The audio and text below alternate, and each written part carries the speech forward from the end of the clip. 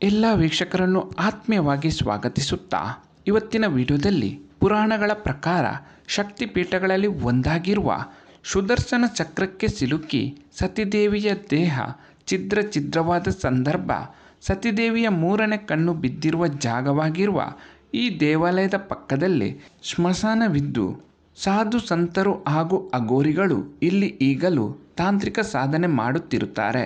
ಈ ದೇವಾಲಯ ತಾಂತ್ರಿಕ ಪೂಜೆಗಳಿಗಾಗಿ ಹೆಸರುವಾಸಿಯಾಗಿದ್ದು, ಪ್ರತಿನಿತ್ಯ ಈ ದೇವಿಗೆ ಹೆಣಗಳನ್ನು ಸುಟ್ಟ ಭಸ್ಮದಿಂದ ಪೂಜಿಸಲಾಗುತ್ತದೆಯಂತೆ. ಶುದ್ಧ ಮನಸ್ಸಿನಿಂದ ಈ ತಾಯಿಯಲ್ಲಿ ಪ್ರಾರ್ಥಿಸಿದರೆ ಸಕಲ ಕಷ್ಟಗಳು ಪರಿಹಾರವಾಗುತ್ತದೆಯಂತೆ. ಈ ದೇವಾಲಯ ಎಲ್ಲಿದೆ? ಇಲ್ಲಿ ನೆಲೆಸಿರುವ ದೇವತೆ ಯಾರು? ಈ ದೇವಾಲಯದ ಹಿನ್ನೆಲೆಯೇನು? ಎಲ್ಲ ಮಾಹಿತಿಯನ್ನು ಇವತ್ತಿನ ವಿಡಿಯೋದಲ್ಲಿ ತಿಳಿಸಿಕೊಡುತ್ತೇನೆ. ದಯವಿಟ್ಟು ಈ ವಿಡಿಯೋವನ್ನು ಲೈಕ್ ಮಾಡಿ. ತಾರಾಪೀಠ್, ಸಿದ್ಧಿಪೀಠ್ ಹಾಗೂ ಮಹಾಶಂಶಾನ್ ಎಂದು ಕರೆಯಲ್ಪಡುವ ಈ ದೇವಾಲಯದ ಬಗ್ಗೆ ರೋಚಕ ಕಥೆಯೊಂದಿದೆ.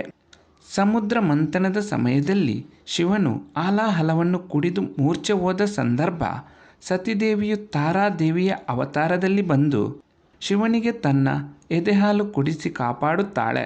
ಆದ್ದರಿಂದಲೇ ಈ ದೇವಿಯನ್ನು ಕಷ್ಟ ಹಾಗೂ ದುಃಖ ನಿವಾರಣೆ ಮಾಡುವಾಕೆ ಎನ್ನುವ ನಂಬಿಕೆ ಇದೆ. ಈ ದೇವಾಲಯದ ಪ್ರವೇಶ ಮಾಡುತ್ತಿದ್ದಂತೆ ಯಾವುದೋ ಒಂದು ಶಕ್ತಿ ನಮ್ಮ ದೇಹಕ್ಕೆ ಪ್ರವೇಶ ಮಾಡಿದ ಅನುಭವವಾಗುತ್ತದೆಯಂತೆ. ಭಾಮಕೇಪ ಎನ್ನುವ ಹೆಸರಿನ ಸಾಧುವೊಬ್ಬ ತನ್ನ ಜೀವಿತದ ಎಲ್ಲ ದಿನಗಳನ್ನು ಈ ದೇವಿಯನ್ನು ಪೂಜೆ ಮಾಡುತ್ತಾ ಪಕ್ಕದಲ್ಲೇ ಇದ್ದ ಸ್ಮಶಾನದಲ್ಲೇ ವಾಸ ಮಾಡುತ್ತಿದ್ದ ಇವನನ್ನು ದೇವಿಯ ಅವಧೂತ ಎಂದೇ ಜನರು ನಂಬುತ್ತಿದ್ದರಂತೆ. ಈತ ತನ್ನ ಇಡೀ ಬದುಕನ್ನು ದೇವಿಯ ಹೆಸರಿನಲ್ಲಿ ಉಪವಾಸದಲ್ಲೇ ಕಳೆದಿದ್ದನಂತೆ. ಇಲ್ಲಿನ ವಿಗ್ರಹ ಶಿವನಿಗೆ ಎದೆಹಾಲು ಉಣಿಸುವ ರೀತಿಯಲ್ಲಿದ್ದು, ಇಡೀ ವಿಗ್ರಹವನ್ನು ಹೂವಿನಿಂದ ಮುಚ್ಚಿ ಭಕ್ತರ ದರ್ಶನಕ್ಕೆ ಕೇವಲ ದೇವಿಯ ಮುಖ ಮಾತ್ರ ಕಾಣುವಂತೆ ಅಲಂಕರಿಸಿರುತ್ತಾರೆ. ಅಷ್ಟಕ್ಕೂ ಇಲ್ಲಿ ನೆಲೆಸಿರುವ ದೇವತೆ ಯಾರು ಎನ್ನುವ ಪ್ರಶ್ನೆಗೆ ಉತ್ತರ, ಇಲ್ಲಿ ಜಗನ್ಮಾತೆ ತಾರಾದೇವಿಯ ಅವತಾರದಲ್ಲಿ ನೆಲೆ ನಿಂತಿದ್ದಾಳೆ.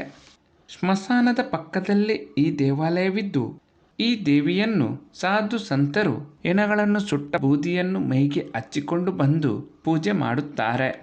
ಅಷ್ಟಕ್ಕೂ ಈ ಕಾರಣಿಕದ ಕ್ಷೇತ್ರ ಎಲ್ಲಿದೆ ಎನ್ನುವ ಪ್ರಶ್ನೆಗೆ ಉತ್ತರ, ಪಶ್ಚಿಮ ಬಂಗಾಳದ ಬೀರ್ಭೂಮ್ ಎನ್ನುವ ಪ್ರದೇಶದಲ್ಲಿ ಈ ದೇವಾಲಯವಿದೆ. ಈ ಮಾಹಿತಿ ಇಷ್ಟವಾದಲ್ಲಿ ದಯವಿಟ್ಟು ಈ ವಿಡಿಯೋವನ್ನು ಲೈಕ್ ಮಾಡಿ. ಇಂತಹ ಇನ್ನಷ್ಟು ಕುತೂಹಲಕಾರಿ ಹಾಗೂ ನಿಗೂಢ ದೇವಾಲಯಗಳ ಮಾಹಿತಿಗಳಿಗಾಗಿ ನಮ್ಮ ಈ ಚಾನಲನ್ನು ಸಬ್ಸ್ಕ್ರೈಬ್ ಮಾಡಿ. ಎಲ್ಲ ವೀಕ್ಷಕರಿಗೂ ಧನ್ಯವಾದಗಳು.